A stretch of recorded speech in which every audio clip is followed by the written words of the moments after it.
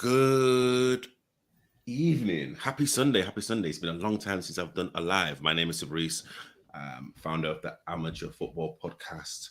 And again, I'm really excited to actually delve into this particular subject. And we'll be kind of talking a lot more about other stuff that's actually happening. But let me stop talking and let me introduce Tanya to the show.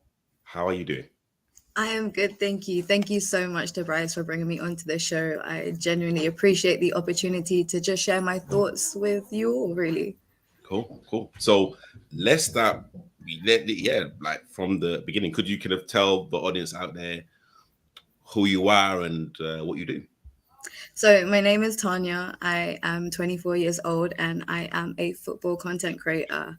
I also am a host, and I'm literally just trying to show and capture just, the amateur football side of things where teams don't really have enough spotlight. They don't really have much people showcasing them. And I kind of just want to show light and just spread some love in that area. And again, I've been talking about mental health, men's mental health on this kind of platform for quite a bit, and it'd be very interesting to actually kind of get your insight as a woman in terms of what we can kind of take from yourselves and whatnot. And I'd say like the first question is how can women best support emotionally the well-being of men in their lives right now? No, 100%. I mean, mental health is definitely such a big topic where both men and women are both, kind of going through it. But I feel like in the day and age and the time we're in now with social media and everything, there's so much light on it. People are more willing to talk about it. From the generations that I kind of know, my aunties and uncles, there's been so many people that kind of dismiss it. So it's so nice to hear that people are willing to talk about it, that people want to come forward, they want to receive help. It is such a beautiful thing. And I feel like the best thing is, how women can support men, their emotional well-being in their lives is genuinely just taking the time to ask them how they're feeling. It's such a basic question, but it comes down to it. Because I know, men have so much going on in their lives. They have such thick exterior where they just have to have that brave face. They have to kind of get through everything and, just provide really.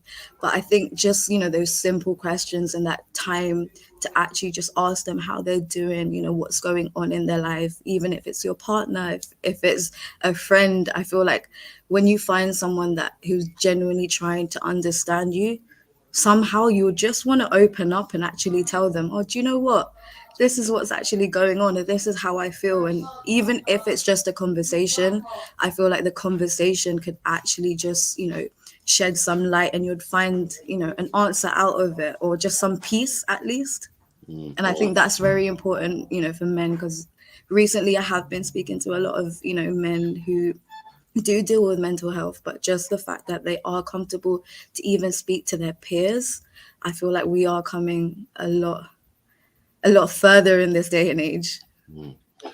And so what like ways do you think women can promote open communication about mental health and self-care with men, considering some men may be facing challenging situations regarding seeking help? No, 100%. I mean, like, we shouldn't feel it, but just, the feel of maybe shame or just embarrassment, that is there. But I feel like when you create a comfortable space, you create a safe space, you even lead by example and just show them that, what, there is a place, there is somewhere that you can turn to, there is someone that you can talk to, there is a place that you can seek advice and help. But just knowing that even if you don't want to do it then and there now, that whenever you're comfortable and ready, you have all these facilities, like you have these options, you have, places that you can seek help and advice. And I feel like just as a woman, just showing them what's available and just having that patience, that is a lot, because sometimes, you do have to ask a man at least more than once, just so that they can actually understand and sink in the question. Oh, wait, they actually want to know how I'm doing. It's not just, getting along with our 9 to 5s and just head down and everything. It's just that genuine showing that there's a safe space, that they can talk, that they can actually express their feelings, and just somewhere they can turn to. I feel like that's very much important. Like, for me, my personal experience, I have two family members that they have taken their lives to mental health through suicide, and they have seeked help. They have tried everything, but I do look up to them just in the sense of that they did go and try help. They did go and see what they could get out there.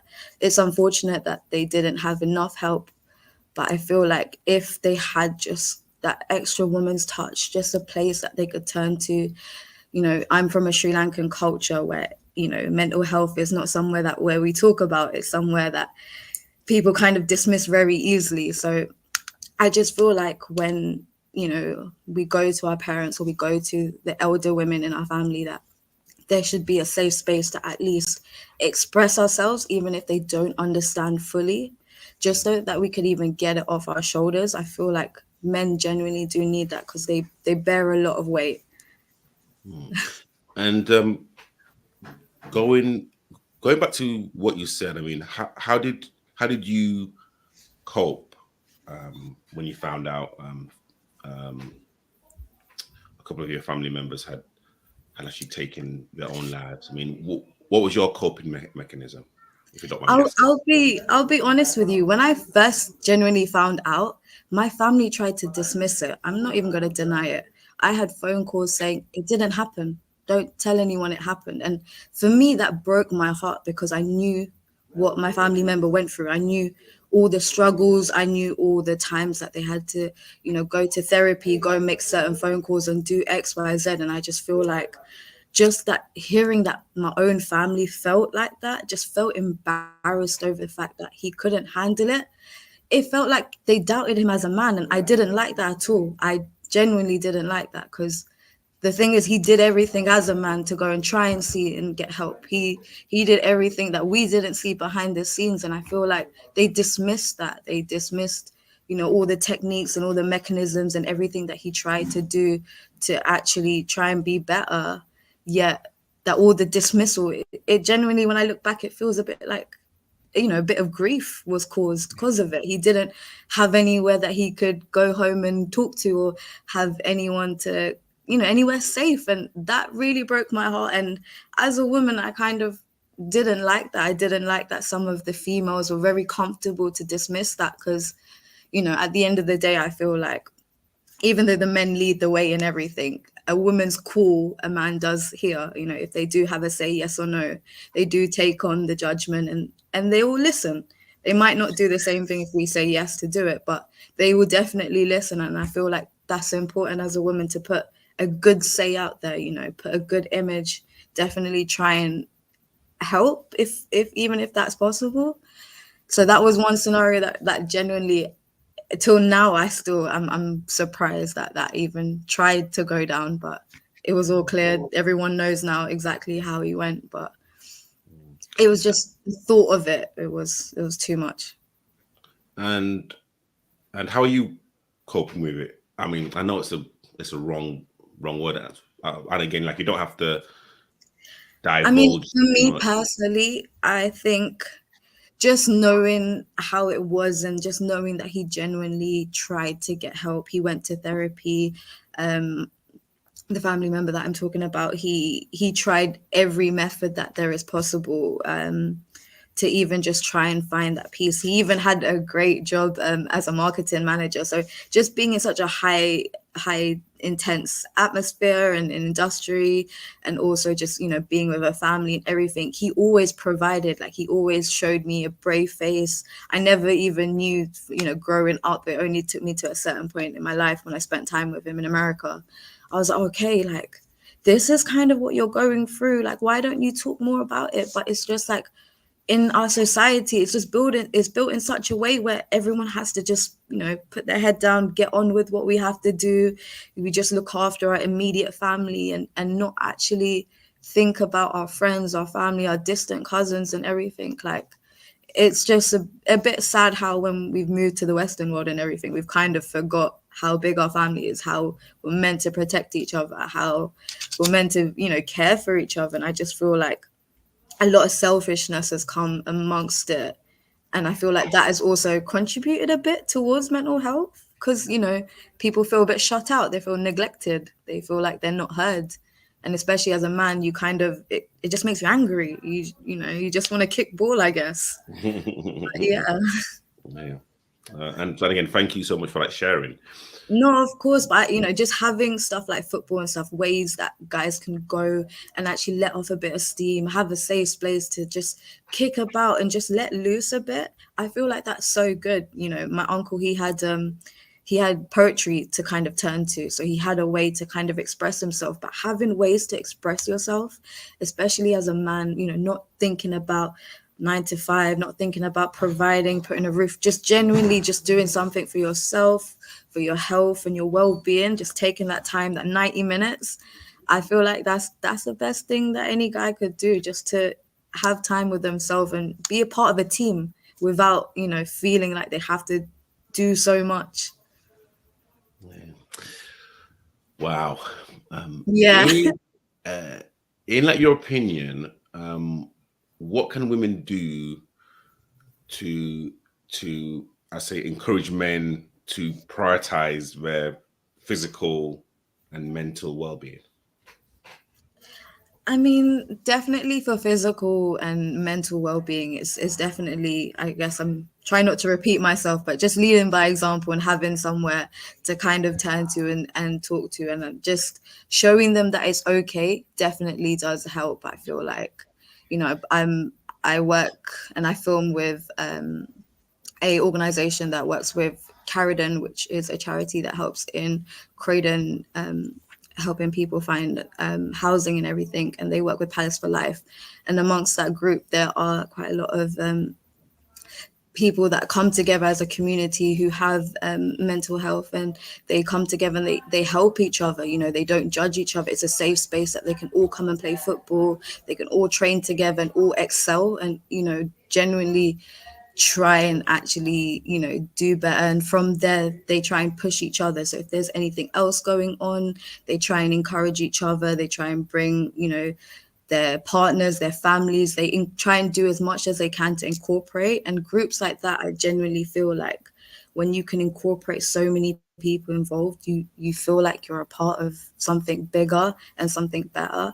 And I feel like, even having just women a part of it and involved definitely shed some light and give some support to the guys, that they know that they're doing the right thing. They know that they have a lot of love and support on the sidelines, and they feel genuinely good about that. And me seeing it and me going there to film it, just knowing, oh, did you get the goal? Did you get this? And just seeing the joy on their faces, that brings me so much joy, because it's like, this is the least I could do for them. But for them, it's amazing. It's just the world. So those small things, I feel like, however we can play our part as women, or we can contribute, I think that definitely should be the least that we could do. Wow. And that's a beautiful, I'd say, segue to your next project. Yeah. I'd actually love for you to kind of talk about the show and literally what are you looking to gain from the show, and literally what is it that you want the audience to take away? So yeah, the show that we have is CCFS, which is the Croydon Corner Football Show, which is partnered with Amateur Football League, and we are going to be talking about literally just getting to know, the depths of all the teams that are amongst the Amateur Football League. So from futsal to Veterans League to women's football, Sunday League, just getting to know what it's like being a footballer, the ins and outs, the highs and lows, getting to know, how hard it is being amongst the certain leagues and everything, and just giving them a stage where they can show and spread some light. Yeah, and literally all of this is of course part of the Croydon Borough. 100%. Like we we like met at a Croydon final. It was of your team, Croydon United versus, I can't remember who like they were playing. Like, you know, like Fortin Heath Rangers. Yeah. Fortin Heath Rangers. And again, Croydon has literally got a hotbed of talent. And of course, now with Stormzy and Saha now investing into the Croydon, it's only going to get bigger, right? 100%, 100%. I feel like there is so much talent in Croydon, and it just comes out from every generation. I feel like just spreading some light and just, you know, showcasing them, I feel like we can take this to heights. And when is the show going to be airing? So the show will be aired on the 14th of August, and it will be a fortnightly show on Mondays. So I am ever so excited to get that series started. Great stuff. Tanya, I just kind of want to thank you for your time, for your passion, and your kind of your like, energy as well. Like, you know, I think what people are going to find is actually when you talk to certain teams, certain players, certain coaches, people will get to know you more, and like players and the coaches and like even like the surrounding areas, you know, they'll just warm to you. And again, it's amazing for you to be part of the amateur football team. So no, 100%. Thank you so much. Like, I am genuinely grateful for this opportunity, and just, you know, for showcasing everything that we're going to do. I'm ever so grateful. Like, thank you so much. No problem. So guys, thank you so much for watching. So again, the show is going to be aired on the 14th of August, and then it's going to be every fortnight on Monday. Again, if there's kind of any questions or comments, please feel free to put it in the comments, also on Twitter, on Instagram, on TikTok, all of the channels you guys know. Thank you again so much for everyone that's been watching live and also on replay. Please like and subscribe, and we'll see you next week Sunday.